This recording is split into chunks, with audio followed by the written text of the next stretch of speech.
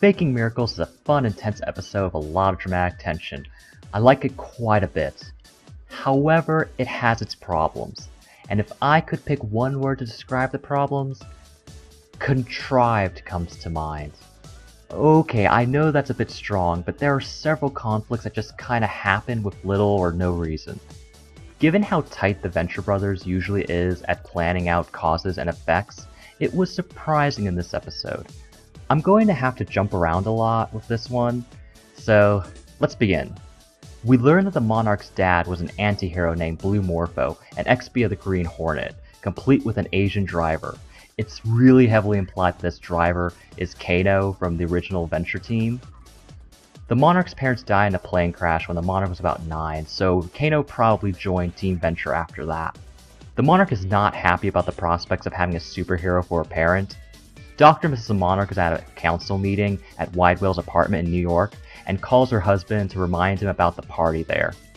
This leads to a number of problems that could have been cleared up with just a few words. First up, the party is a birthday party for Wide Whale's daughter Serena, who we'll get back to in a second, and has a lot of civilian guests along with a few supervillains in civilian clothing. The Monarch doesn't get the memo about the civilian clothing, though his wife might have left out that little detail, or he might not have been listening. We don't know for sure since we don't hear her half of the conversation. We also see an example of dialogue that could have used another take.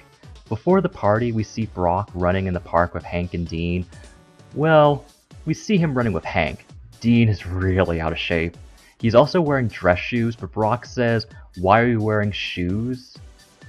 Dean is wearing shoes. Dress shoes, but yeah, those are shoes, so that was a bit weird. Hank splits off after a girl he sees jogging. This is Serena Ong, who we first saw in the season premiere, where Hank thought she was drowning in a pool, but she was fine since she had gills. Hank jogs after her, but seeing that this is the daughter of a mafia boss supervillain, it isn't surprising that guards tackle him to the ground. Brock hears Hank's screams and kills 2 of the 3 guards off screen. Serena doesn't like having Wide Whale's guards following her everywhere and just wants to have a normal life. He is very sweet to her and sets up this huge party for her birthday, but it wasn't the kind of party she wanted. After all, he only invited his friends, it seems. We don't see anyone Serena's age. He tries to cheer her up by ordering pizza from their favorite restaurant, which we saw in the previous episode. I get the impression that Wide Whale means well and genuinely shows concern for his daughter and doesn't want anything bad to happen to her. Given what we learn in this episode and in the following episode, he crosses into smothering, almost abusive in his protection of her. We also don't know why Serena has gills. That's something to think about. This is where it feels like there are some scenes left on the cutting room floor, because on the broadcast cut of this episode, we see that Hank is working as a delivery boy for this restaurant for no reason. In the last 2 episodes, he has been content to live the idle rich life and even stated that in the season premiere. Why would he take a minimum wage job at a restaurant? Maybe we'll find out later. Anyway, this gets Hank to Wide Whale's apartment, where he sees Serena again and the bodyguard that survived from earlier.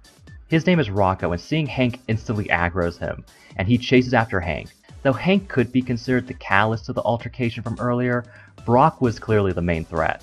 He could also just be blaming Hank for the whole thing, which is fair. Hank doesn't help his case either by escaping down a corridor into the apartments. Meanwhile, Dr. Venture, Billy, and White are looking through JJ's unfinished projects to find a head start on a new invention. They find a moving silver liquid that turns out to be nanobots that enter Dean's body. This subplot has some fun slapstick, but it's the weakest of the subplots in the episode. It also has the only mention of Dr. Orpheus so far this season. The stinger reveals that Dr. Venture used the nanobots to stimulate Dean's brain to help him pass his college entrance exams. Back to the party plot. Dr. and Mrs. Monarch is getting hit on by a debonair villain named Copycat who has duplication powers. Fitting name. She is not interested and immediately shoots him down and tells him that she is waiting for her husband, but Copycat isn't deterred. When the Monarch does finally show up, he is in his supervillain costume and Wide Whale is not happy. I'm particularly amused by this because there's a guy at the party with literally 2 heads and a guy with invisible limbs, which aren't even covered up all the way. A couple of people even notice the empty gap between his gloves and his sleeves when he reaches for an hors d'oeuvre. Oh, and during this scene between Wide Whale and the Monarch, we see a background character that looks a lot like Donald Trump. Copycat steps in, offers to let the Monarch borrow one of his suits for the party, but before they leave Widewell's apartment, he leaves behind one of his duplicates. While they are in his apartment, Copycat puts on the Monarch's costume and knocks him out with a tranquilizer dart. He then goes to Ventec Tower to trash the Venture's penthouse.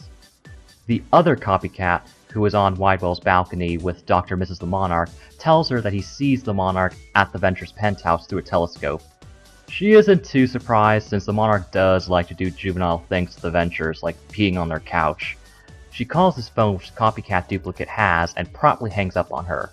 She is understandably peeved.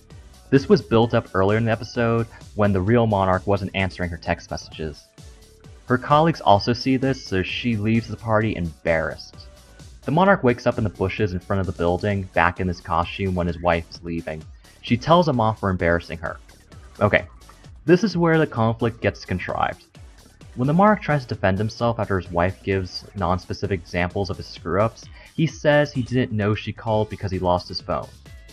He has no reason to believe this, or say this. Of course 21 calls him that exact moment. But why didn't he just say the last thing he remembered was Copycat lending him a suit? Dr. and Mrs. the Monarch could have put 2 and 2 together if he told her that. Instead, she storms off in the limo, leaving him on the curb. To add to the contrivance, she doesn't even bring this up in the next episode or hold it against him. However, the Monarch knows what Copycat did. This bit of drama, though it is interesting, just feels forced when you look at it from afar. Let's talk about Copycat's plan.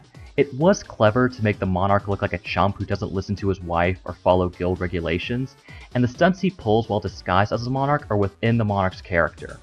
However, his plan falls apart when 2 characters clearly see him in the Monarch costume.